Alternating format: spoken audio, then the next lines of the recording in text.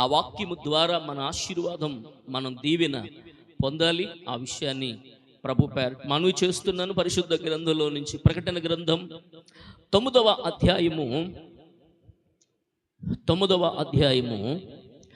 13వ వచనం. 6వ బోర ఊదినప్పుడు జరిగిన సంఘటన. 5వ బోర ఊదినప్పుడు ఏం జరిగింది అనంటే మిడతల దండొచ్చింది. తర్వాత మిడతలు ఇబ్బంది పెట్టాయి. మిడతలు చాలా భయానకమైన పరిస్థితికి వాళ్ళు వెళ్ళిపోయారు. ఒకవైపున మిడతల బాధను భరించి అమ్మయ్య అనుకుంటున్న సమయంలోనే మరొక భయంకరమైన విపత్తు జరిగింది. ఏంటి అది అనంటే ఇప్పుడు మొదటి శ్రమ గ్రహించింది. మొదటి శ్రమ అంటే ఈ మిడతల చేత బాధించబడినటువంటి పరిస్థితి తప్పింది. మొదటి శ్రమ గతించింది. రెండవ శ్రమ ఆరంభమవుతుంది. చూడండి, 6వ దూత బోర ఊదినప్పుడు దేవుని ఎదుట ఉన్న సువర్ణ బలిపీఠము యొక్క కొమ్ముల నుండి ఒక స్వరము, యూఫ్రటీస్ అను మహానది బంధింపబడి ఉన్న మహానది యొద్ద బంధించబడి ఉన్న 4 దూతలను వదిలిపెట్టమని బోర పట్టుకుని ఉన్న 6వ దూతతో చెప్పుట వింటిని. మనుషులలో 3వ భాగమును సంహరింపవలెనని అదే సంవత్సరమున, అదే నెలలో, అదే దినమున, అదే గంటకు సిద్ధపరచబడి ఉండిన ఆ 4 దూతలు వదిలిపెట్టబడిరి. చాలు. ఇక్కడ చూద్దాం.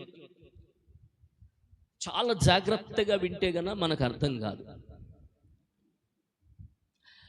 6వ దూత బోర ఊదినప్పుడు జరిగిన విషయం ఏమిటి అని అంటే గనుక, 6వ దూత బోర ఊదినప్పుడు దేవుని ఎదుట ఉన్న సువర్ణ బలిపీఠము యొక్క కొమ్మెల నుండి ఒక స్వరము వినబడింది. ఒక స్వరము వినబడింది. సువర్ణ బలిపీఠము సువర్ణ బలిపీఠము యొద్ద బలిపీఠము యొక్క కొమ్ముల నుండి ఒక స్వరం వినపడింది. అంటే సువర్ణ బలిపీఠము కట్టబడిన నిర్గమకాండంలో మనకు కనబడతారు. బలిపీఠములో కొమ్మెల నుండి 4 కొమ్మెల నుంచి స్వరం వినబడుతుంది. ఆ స్వరం ఏమిటి అనంటే, యూఫ్రటీస్ మహానది యొద్ద బంధించబడినటువంటి 4 దూతలను వదిలిపెట్టమని ఆ బూర పట్టుకుని ఉన్న ఆ 6వ దూత చెప్పుట వింటిని. దూతతో చెప్పుట వింటిని. ఇక్కడ గమనించాలి, యూఫ్రటీసు మహానది దగ్గర బంధించబడినటువంటి ఆ 4 దూతలను వదిలిపెట్టమని, విడిచిపెట్టమని ఆ స్వరం వినబడుతుంది. అప్పటికే రష్యా, ఆఫ్రికా, అమెరికా, ఆయా దేశాలన్నీ ప్రజలు కూడా ఆసియా, ఐరోపా ఖండానికి వచ్చేసారు, మధ్యలోకి వచ్చేసారు.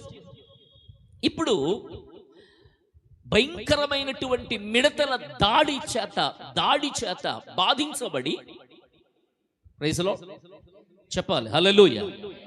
నిద్రపోతున్న వాళ్ళు హల్లెలూయా. బాధించబడి, శ్రమపడి, 5 నెలలు కష్టపడి పడిన తర్వాత అమ్మయ్య అని ఊపిరి పీల్చుకుంటున్న పరిస్థితుల్లో మరొక విపత్తు జరగబోతా ఉంది. అదేంటి అంటే, 6వ దూత బోర ఊదుతున్నప్పుడు సువర్ణ బలిపీఠము దగ్గర కొమ్ముల నుండి ఒక స్వరం వినబడి, యూఫ్రటీసు మహానది దగ్గర బంధించబడిన 4 దూతలను ఇప్పుడు గమనించవలసింది ఏంటి అనంటే, యూఫ్రటీసు మహానది ఎక్కడుంది అనంటే, ఇది ఇరాకు ప్రాంతములో అదే ప్రదేశములో ఏదేను తోట కూడా ఉంది అని చెప్పుతాం, మనం వింటాం. ఈ యూఫ్రటీసు నది గురించి 2 చోట్ల కనబడుతుంది మనకు. ఆరంభములో ఆదికాండ గ్రంథంలో, ముగింపు గ్రంథమైనటువంటి ప్రకటన గ్రంథములో కనబడుతుంది. ఈ యూఫ్రటీసు మహానది ఏదేను తోట మధ్యలో నుంచి ప్రవహించినట్లుగా ఆదికాండము 2వ అధ్యాయము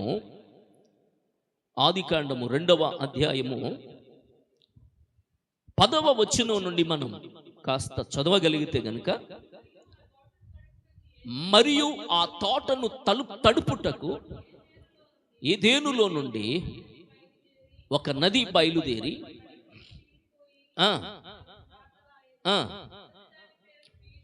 మొదటి దాని పేరు పీషోను, అది హవీలా దేశమంతటా ప్రవహిస్తుంది. అక్కడ బంగారం ఉంది.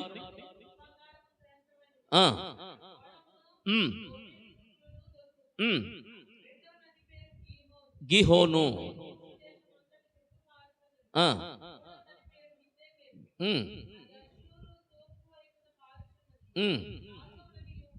నాలుగవ నది యూఫ్రటీసు నది.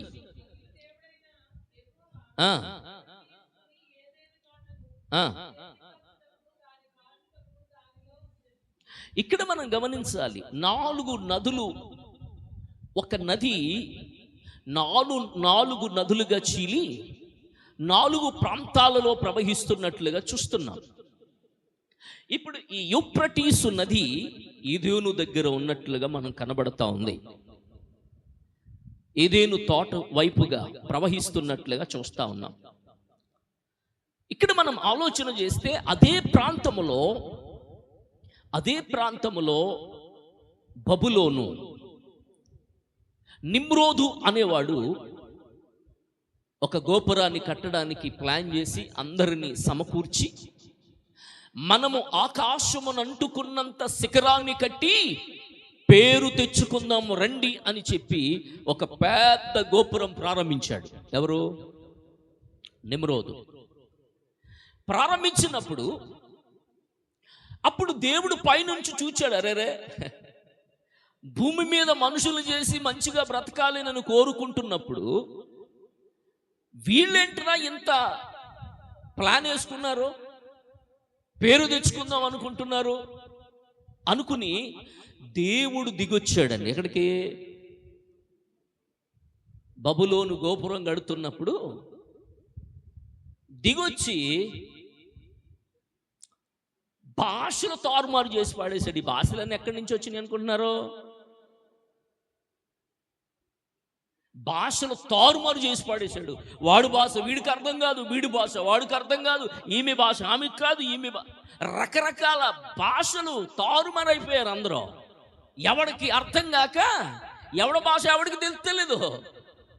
మేము ముంబై వెళ్ళామనుకో, వాళ్ళు హిందీ మాట్లాడితే ఆ ప్రత్యూష్ మాతో వచ్చినప్పుడు ఆ హిందీ మాట్లాడుతుంటే మేము తెల్ల మొక్కలు వేసి చూస్తున్నాం, ఏం అర్థం అవుతలే, ఆడు మాట్లాడేస్తున్నాడు,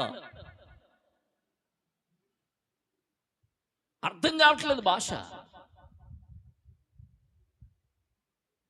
ఒకడి భాష ఒకడికి అర్థం కాక చల్లా చెదురైపోయారండి ప్రజలు. ప్రైజ్లో దరిదాపు ఇంచుమించు 3000 పైన. ఎన్ని భాషలు అమ్మా? ఎన్ని భాషలు? చాలా. ఇటు చూడాలి, తలపైకి. ఎన్ని భాషలు? చాలా భాషలు తారుమారైపోయినాయి. భాషలు ఒకటి భాష ఒకటికి అర్థం కావట్లే. మొత్తం మీద దేవుడు చల్లాచెదురు చేశారు. అదే ప్రాంతంలో యూఫ్రటీస్ మహానది ఉంది. ఆ నది వల్ల పాడి పంటలు పండే పరిస్థితి. అది చక్కగా నది ప్రవహిస్తూ ఉంటుంది, పంటలు పండుతాయి. ఎక్కువ శాతం ఇరాకు గొడవలు ఎందుకయ్యా అని అంటే నీటి కొరత, నీటి గురించి. ఇప్పుడు మనం గమనిస్తే గనుక అక్కడే ఐసిసి ఉగ్రవాద సంస్థ అదే ప్రాంతంలో ఉగ్రవాదులు, నేను మనం చెప్పినట్టున్నాను మీకు కొన్ని ఉగ్రవాద సంస్థల గురించి. ఇలా జరుగుతున్న ఈ పరిస్థితుల్లో ఇప్పుడు చరిత్రలో మనం గమనిస్తే గనుక ప్రస్తుతం ఆ యూఫ్రటీస్ నది ఎండిపోతుంది అని, ఆ నది ఏం చేస్తుంది, ఎండిపోతుందట. చూపిస్తాను మీకు, లైట్లో ఆఫ్ చే.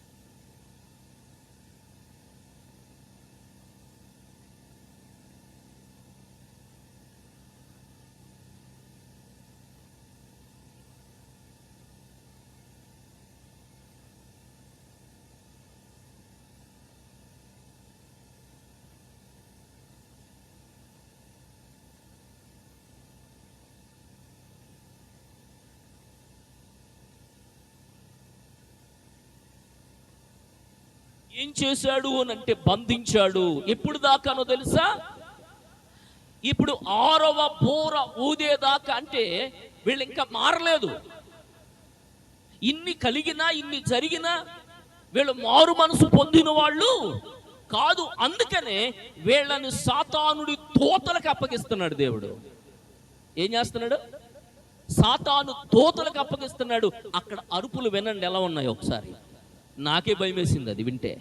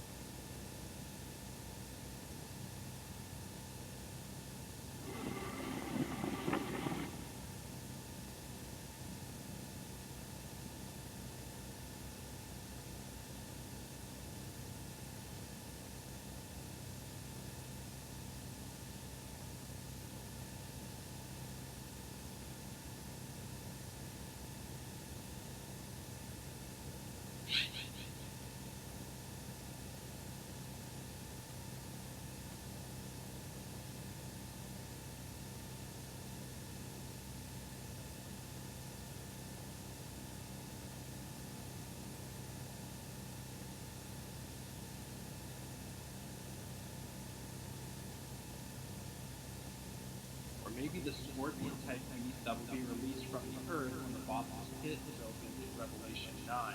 Video and surface of what archaeologists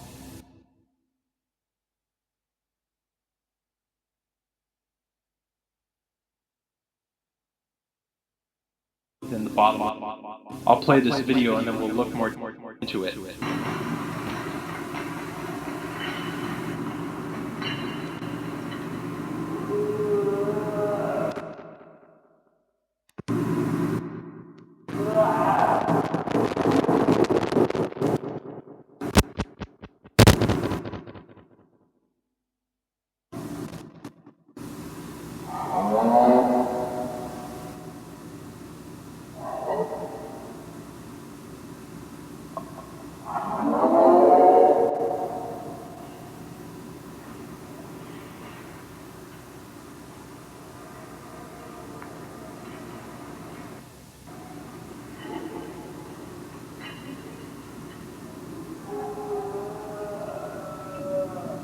Scorpions of the earth have power. It goes on to say how these scorpions are released and they cause havoc and destroy many of the things on the earth. So this angel comes from heaven to the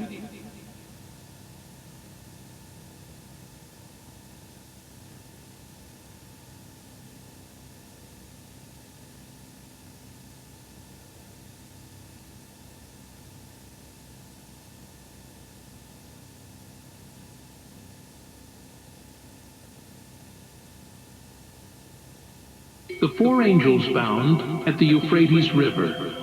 The Apostle John was in the Spirit when he heard the sixth angel sound his trumpet. From the golden altar before Yahweh, John heard a voice speak. The voice commanded the sixth angel, who held the trumpet, "Release the four angels who are bound at the great river Euphrates." నలుగురు దూతలు విడుదల పొందుతున్నారు చూడు. These four angels had been prepared for a specific hour, day, Euphrates Mahanadi. and year. Their mission was to kill a third of mankind when the appointed time arrived. The Euphrates River, long known as a boundary of ancient empires, now held these restrained powers. Bound by Yahweh command, these four angels could not move until they were released. They were not holy messengers, but destructive agents of divine judgment. When released, they would lead a massive army numbering 200 million. The horses and riders were terrifying in appearance. Breastplates, smoke, and sulfur trailed behind them. Fire, smoke, and sulfur came from their mouths, bringing death to many. These three plagues, the fire, the smoke, and the sulfur, were instruments of destruction. Despite the terror and the death, mankind still refused to repent of their sins. They clung to idolatry, sexual immorality, and theft. The release of the four angels was a warning of the man's coming wrath and final judgment. It showed that even in the face of massive destruction, human hearts could remain stubborn. The story of the four angels is a reminder that Yahweh controls the times and seasons. Even judgment is appointed by Yahweh's sovereign hand, and nothing happens outside Yahweh will. The Euphrates River, once a symbol of civilization, here becomes the gateway to devastation. Yet, the story calls all people to repentance, for Yahweh's mercy is still available before the final day. Why were the four angels bound? Because they are appointed for judgment, not for mercy. Revelation 15 says they were prepared for the hour, the day, the month, and the year to kill a third of mankind. This shows their purpose is specifically for destruction, not for general service to Yahweh like the holy angels. Because they are likely fallen angels, evil, not holy. In the Bible, holy angels are not bound. They freely carry out Yahweh's will. But fallen angels, also called demons, are often restrained until a time of judgment. They were bound to prevent premature destruction. బంధించబడ్డారు. ఏం చేయబడ్డారు వీళ్ళు? బంధించబడ్డారు. బంధించబడిన వాళ్ళు విడుదల పొందుతారు. Not be released until the exact moment Yahweh appointed them. Binding them ensured they could not unleash their destructive enemies would come from, like Assyria and Babylon. The binding of the angels there connects their release to ancient threats and invasions, symbolizing judgment coming from an old enemy's directions. The four angels bound at the Euphrates River. The Apostle John was in the Spirit when he heard the sixth angel sound his trumpet. From the golden altar before Yahweh, John heard a voice commanded the sixth angel, who held the trumpet, "Release the four angels who are bound at the great river Euphrates."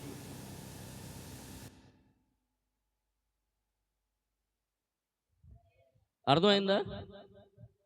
జరిగే విషయం ఏమిటి అని అంటే, బంధించబడినటువంటి నలుగురు దూతలు Euphrates నదిలో నుంచి బయటకు వస్తారు.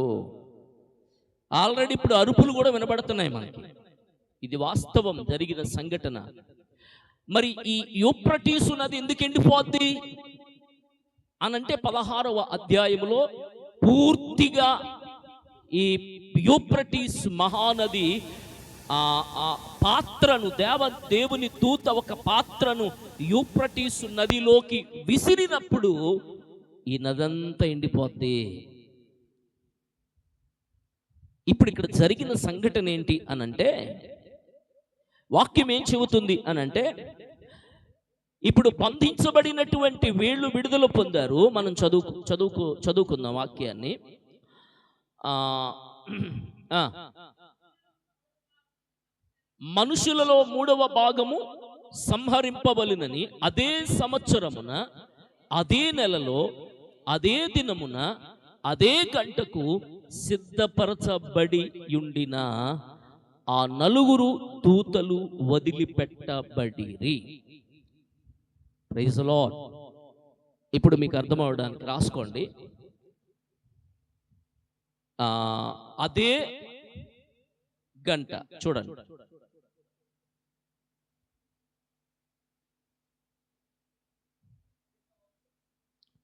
మీకు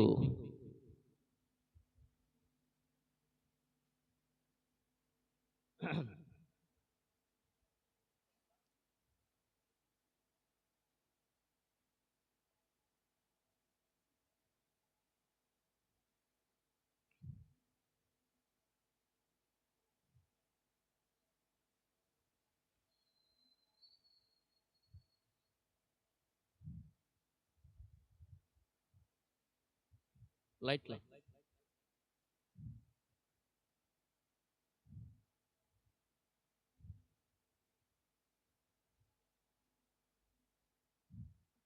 లైట్లు ఆఫ్ చేయి. అర్థమవుతుందా వాక్యం? లైట్లు ఆఫ్.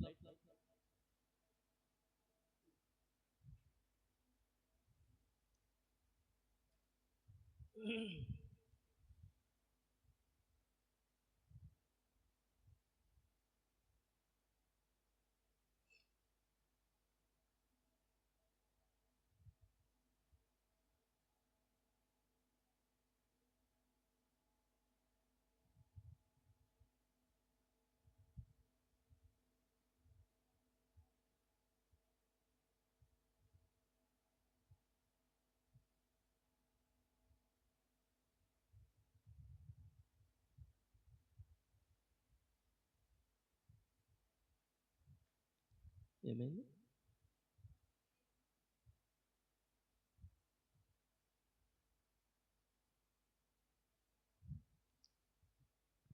Praise the lord.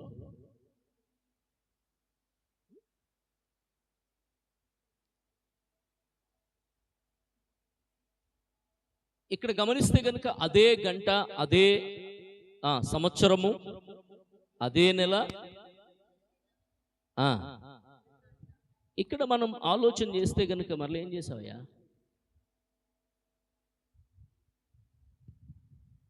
నువ్వు దాన్ని కదపకూడదు.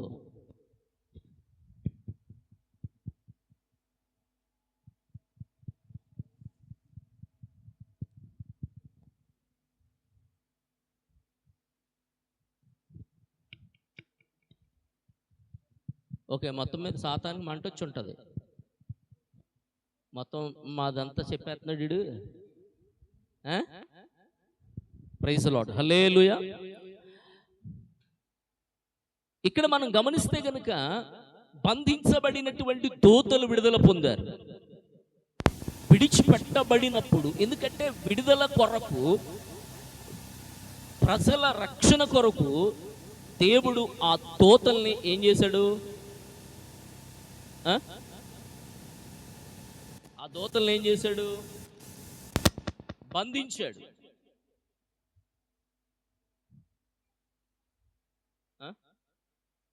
ఇటు తిప్పనా? బంధించాడు. మొత్తం మీద వాక్యం చదవండి. ఇది రాత్రి కూర్చుని అష్టమి గారు మేము కష్టపడి పాపం చేసాం అన్నమాట. ఆవిడ చేసింది, నేను చెప్తా ఉంటే. చూడండి, ఇక్కడ గమనించవలసింది ఏంటి? వాక్యం చదవండి. మనుషులలో 3వ భాగము సంహరింపబడవలనని. అమ్మా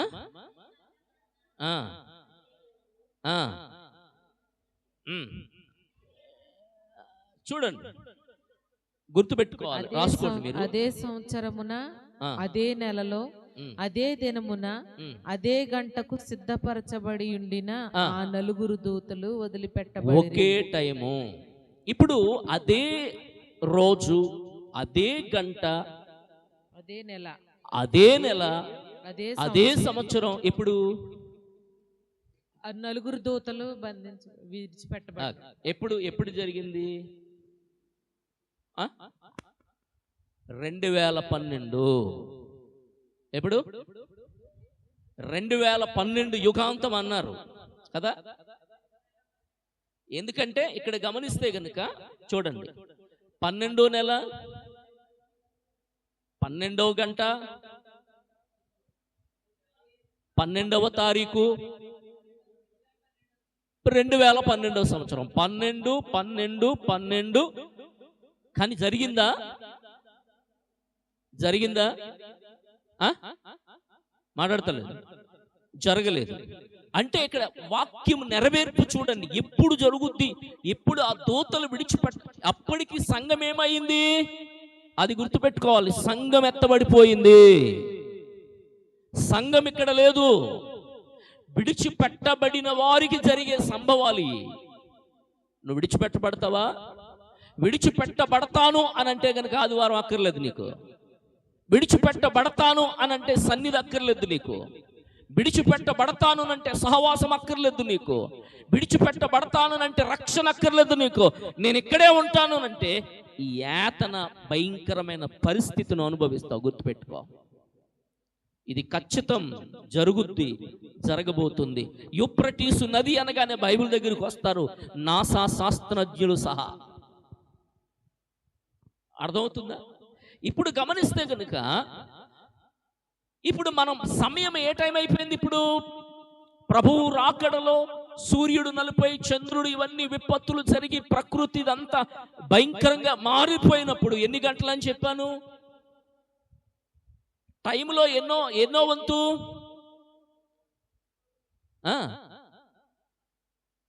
ఇప్పుడు ఎన్నో వంతు ఉంది? మనం చెప్పానుగా మీకు, సగం 16 గంటలు మధ్య 8 రాత్రి 8 పగలు 8. ఇప్పుడు 16 గంటలు. గుర్తుపెట్టుకోండి. సంవత్సరాలు ఏ సంవత్సరమైనా అంటే నెలలు, సంవత్సరాలు ఎన్నైనా ఉండొచ్చు, నెలలు 12. గుర్తుపెట్టుకోండి. ఇక్కడ గమనిస్తే గనుక ఇప్పుడు గంటలు అంటే 16 గంటలు ఆ రోజు కదా, ఒక రోజు. రోజు అంటే 30వ రోజు నెలలో. 30 రోజులు. నెలకి ఎన్ని రోజులు? 30 రోజులు. చూడండి, నెల 12వ నెల అంటే 12 నెలలు, సమయం 16 గంటలు, నెలకి రోజులు 30. ఇప్పుడు అది ఇక్కడ గమనిస్తే సంవత్సరాలు చాలా ఉంటాయి, కానీ ఇప్పుడు 2025 కదా. చూడండి, 12 గంటలు, 12వ రోజు, 12వ నెల, 2112. ఒకే సంఖ్య. ఎంతమందికి అర్థమైంది? ఎంతమందికి అర్థమైంది? అర్థమైన వాళ్ళు ఒకసారి చేతులు ఎత్తండి. ఎవరికి అర్థం కాలేదు కదా? ఓకే, ఇప్పుడు మీకు అర్థమయ్యేలా చెప్తాను. ఒకే రోజు అనంటే 1వ తారీఖు ఉంది. గుర్తుపెట్టుకోండి. 1వ నెల,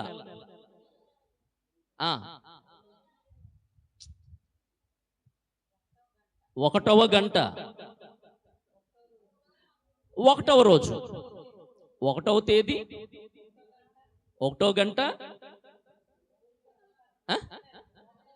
1వ నెల, 1వ సంవత్సరం 2001. అర్థమైందా? అర్థమైందా? ఇప్పుడు అదే విధంగా 12 గంటలు,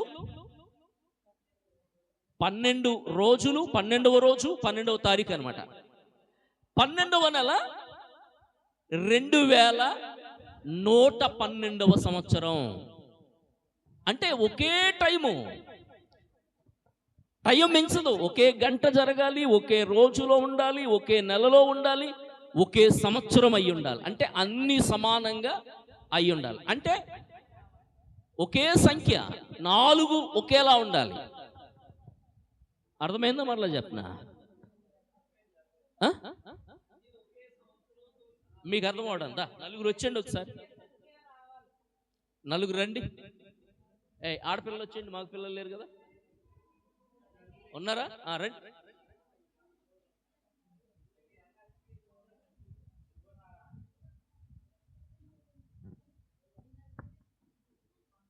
అక్కడి నుంచారా? ఒరి నా దగ్గరికి వచ్చే కలగా దా. నువ్వు ఉన్నావా? ఒరే ఒక నలుగురే, నువ్వు వెళ్ళిపోరా దా. ఇప్పుడు గుర్తుపెట్టు, చూడండి, ఉదాహరణ అనుకుందాం. ఇది 2012వ సంవత్సరం అనుకుందాం. ఎప్పుడు? 2012 అనుకుందాం. ఓకేనా? ఇది 2012వ సంవత్సరం. ఎవరు?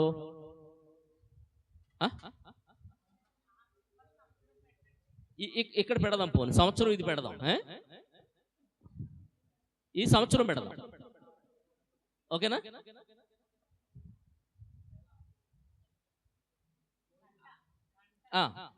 ఒకే గంట.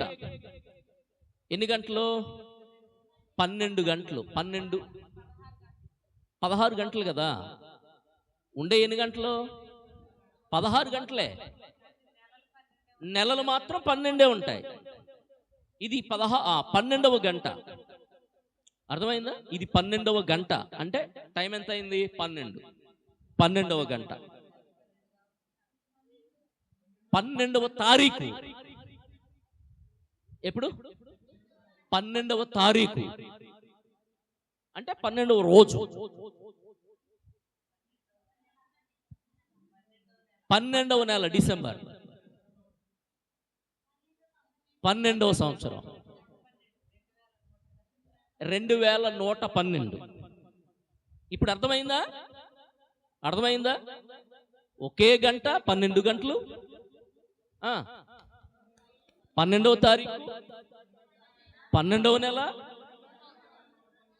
2112వ సంవత్సరం. ఇప్పుడు అర్థమైందా మీకు? ఒకే 4 కూడా సమానంగా ఉండాలి. ఒకే సంఖ్య, ఏక సంఖ్య రావాలి. ఏక సంఖ్య వచ్చినప్పుడు బంధించబడినటువంటి దూతలు విడుదల పొందుతారు. అప్పుడుకి అంటే 2112 సంవత్సరాలు కదండి. ఇక బోల్డ్ సంవత్సరాలు ఉన్నాయి కదా, శుభ్రంగా హ్యాపీగా బతికేద్దాం, తినేద్దాం, తాగేద్దాం అనుకుంటున్నారేమో. సంఘం ఉండదు ఇక్కడ, గుర్తుపెట్టుకోండి. సంఘం ఉండదు. విడిచిపెట్టబడిన వారికి కలిగే శ్రమలు. దేవునికి స్తోత్రం. ఇప్పుడు అర్థమైందా? అర్థమైన వాళ్ళు గట్టిగా hallelujah, hallelujah. Okay, thank you. ఇక్కడ గమనిస్తే కనుక ఒకే సంవత్సరం, ఒకే నెల, ఒకే రోజు, ఒకే గంట. అంటే ఇప్పుడు జరగబోతున్న విషయాలు అక్కడ బంధించబడినటువంటివి విడుదల పొందుతారు. చూడండి, తర్వాత 11వ గంట, 11వ రోజు, 11వ నెల, 3011. అంటే ఒకవేళ 2112 తప్పితే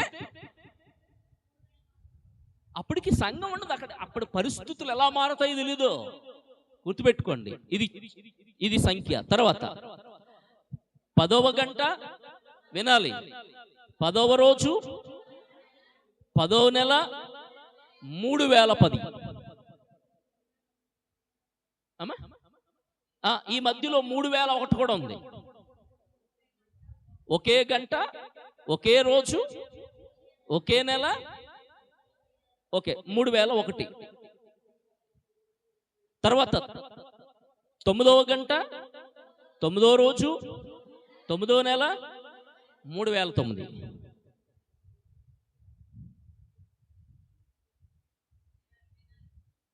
అర్థమవుతుందా? అంటే ఒకే సంఖ్య ఒకేలాగా రావాలి.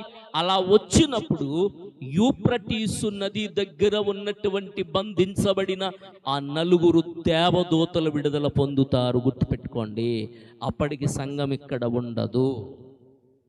Praise the lord. ఓకే, హల్లెలూయా.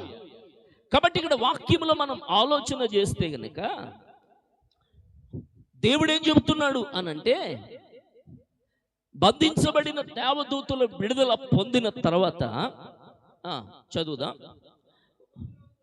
గుర్రపు రౌతులు సైన్యపు లెక్క 20 కోట్లు.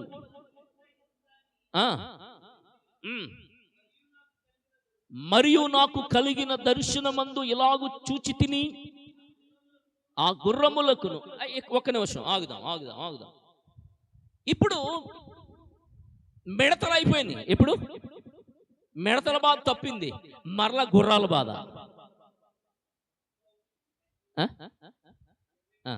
తీసేయి. ఏ బాధ? గుర్రాల బాధ. అంటే ఇందాక మీరు చూశారు కదా, అవి పరిగెడుతున్నప్పుడు అగ్ని ఉఫ్ఫనుతాయి. ఇక్కడ జరగవలసింది ఏంటి? ఇందాక చూశారు మీరు, అర్థమైందా? ఇప్పుడు గుర్రపు రౌతులు అంటే సైన్యపు లెక్క ఎంతమంది అంటే 20 కోట్లు. వారి లెక్క ఇంత అని నేను వింటిని. 20 కోట్లు అంటే 3వ వంతు.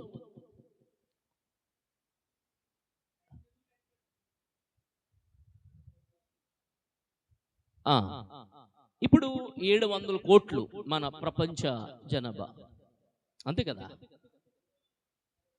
700 కోట్లు. ఎన్ని? 700 కోట్లు. ఇప్పుడు 700 కోట్లలో ఇక్కడ జరగబోయేది మీరు చదివేంటి, చెప్తాను నేను.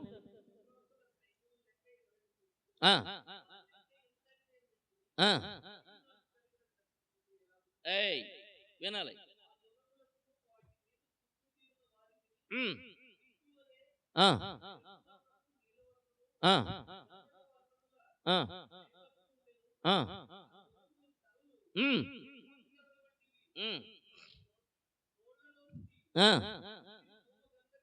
మనం చూసాం ఇందాక.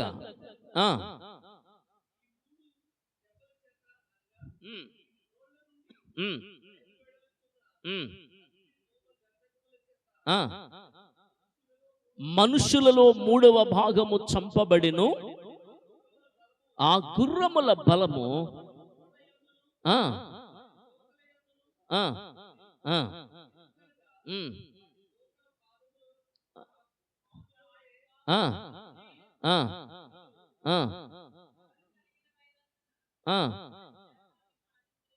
ఇక్కడ మనం ఆలోచన చేస్తే గనుక ఎంతమంది బిళ్ళు జనము అని అంటే గనుక ఎంతమంది? 20 కోట్లు. అంటే ఇప్పుడు 20 కోట్ల మంది కూడా యుద్ధం చేస్తున్నారు. విషయం ఏంటినంటే చచ్చిపోయారు అక్కడ. యూప్రటీసు నది దగ్గర జరిగేటటువంటి ఆ ఓరులో, ఆ యుద్ధములో ఇది 3వ ప్రపంచ యుద్ధము అని చెప్పడానికి సందేహం లేదు. అప్పటికే చెదిరిపోయిన వాళ్ళు, శరణార్థులుగా వచ్చినటువంటి వాళ్ళు, తలదాచుకుంటున్న పరిస్థితుల్లో ఉన్నటువంటి వాళ్ళు ఇప్పుడు వాళ్ళ మధ్యన ఒకళ్ళకి పడకుండా ఈ సాతాను దూతలు ఫైట్ చేయడం ప్రారంభించారు. ఎందుకు చంపుకుంటున్నారో తెలియట్లే, ఎందుకు చచ్చిపోతున్నారో తెలియట్లేదు, అసలు గొడవ ఏంటో తెలీదు. ఒకడు పొడుచుకుని చచ్చిపోతున్నారు. భయంకరమైన వధ జరిగింది. అనేక శవాలు గొట్లుగా పడ్డాయి, అనేక తలలు తెగిపోయాయి. వాళ్ళ రక్తము ఆ వీధులంట పారిన పరిస్థితి. మనుషులు శవాలు కాళ్ళకు తగిలి జనులు తొట్టెళ్తున్నారు. వాళ్ళని ఎలాగ పూడ్చాలో తెలియక మొత్తం అందరినీ లాక్కును వెళ్ళి, కుక్కలను లాక్కున్నట్లుగా లాక్కు వెళ్ళి తగలబెట్టేస్తున్నారు. ఇంకా కొన్ని శవాలు కుళ్ళి కంపు కొడుతున్న పరిస్థితి. ఈ భయంకరమైన పరిస్థితుల్లో జరుగుతున్నటువంటి ఈ గందరగోళం అయిపోయి మనుషులు పిచ్చెక్కినట్లుగా తిరుగుతున్నారు. అర్థం అవట్లే. కంపు, ఎక్కడ చూద్దామన్న శవాలు, ఆ ప్రాంతం అంతా కూడా ఇది మరి శ్మశానమా లేకపోతే ఏంటి అన్నట్లుగా మారిపోయిన పరిస్థితి అక్కడ. అర్థం కావట్లేదు, అరే ఏం జరుగుతుంది? అయితే అంత జరిగినా చూడండి,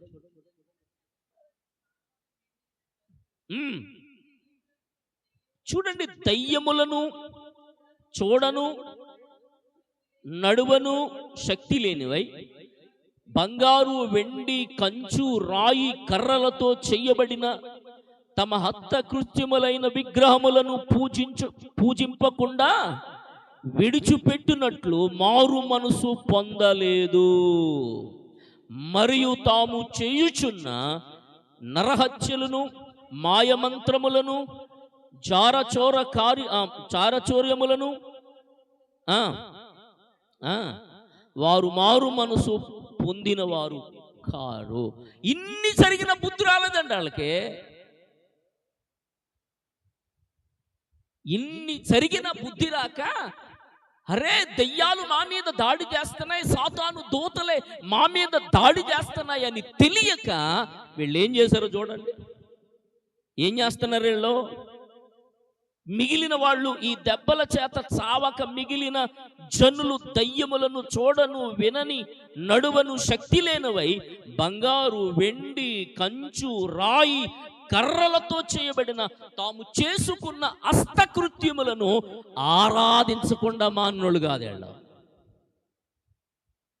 అర్థమవుతుందా? వీళ్ళు విడిచిపెట్టిన వాళ్ళు కాదు, విగ్రహారాధన విడిచిపెట్టిన వాళ్ళు కాదు. వాళ్ళు చేసుకున్న రాయుల్ని, బొమ్మల్ని, చెట్టుల్ని, పుట్టల్ని ఆరాధన చేశారు తప్ప ఇంత జరిగినరే దేవుణ్ణి ఆరాధించాలని మనసు వీళ్ళకి రాలేదండి. ఆ జ్ఞానం వీళ్ళకి రాలేదు. ఎంత దారుణమైన సంఘటన చూడండి, ఎంత భయంకరమైన పరిస్థితి చూడండి ప్రియులరా. వాక్యం సెలవిస్తుంది, వీళ్ళు మారు మనసు పొందిన వాళ్ళు కాదు, అంతేకాదు మరియు తాము చేయుచున్న నరహత్యలు, మాయమంత్రాలు, చోర కార్యాలు, చారత్వం, వ్యభిచారం, మోసము, హత్యలు, భయంకరమైన దోపిడి, ఇవన్నీ కూడా విడిచిపెట్టిన వాళ్ళు కదా ఎక్కువైపోయినాయి. కొంతమంది అంటారు కదా, అసలు ఇన్ని చేసినా కానీ బుద్ధి రాలేదు రేడిక, ఇన్ని చేసినా కానీ మీకు బుద్ధి రాలేదు అని అంటారు కదా. కొంతమందికి జ్ఞానం రాదు. అందుకే దేవుని వాక్యం చెప్తుంది, ఈ 6వ దూత బోర ఊదినప్పుడు జరిగిన భయంకరమైన సంభవాలు మనం చూస్తూ వస్తున్నాం. ఒకవేళ ఇంకా నువ్వు మారు మనసు పొందలేదేమో, పొంది కూడా లోకంలో లోక సంబంధంగా బ్రతుకుతున్నావేమో, తిరుగుతున్నావేమో. దేవుడు ఎప్పుడు వస్తారో తెలీదు. ప్రభు రాకడ వచ్చిన వెంటనే పరిశుద్ధులు ఎత్తబడిపోతారు. విడిచిపెట్టబడిన వారికే ఈ శ్రమలో, విడిచిపెట్టబడిన వారికే భయంకరమైన పరిస్థితి సంభవిస్తుంది. జాగ్రత్త. వద్దొద్దు ప్రభువా, ఈ రాకుండానే నేను ప్రభు దగ్గరికి వెళ్ళిపోతానంటావా? లోక సంబంధమైన పరిస్థితులు వదిలిపెట్టు, లోక ఆచారాలు వదిలిపెట్టు, లోక పద్ధతులు విడిచిపెట్టి క్రీస్తు కొరకు బ్రతుకు. నీ జీవితం ఒక అద్భుతంగా మారుద్ది. కళ్ళు మూసుకుందాం, ప్రార్థన చేసుకుందాం. ఎంతవరకు ప్రభు మాట్లాడారు మనతో. అయ్యా, నీ వాక్యము ద్వారా నన్ను బలపరిచినందుకు వందనాలయ్యా. ఎంతవరకు నీ కనికరం నాపై చూపి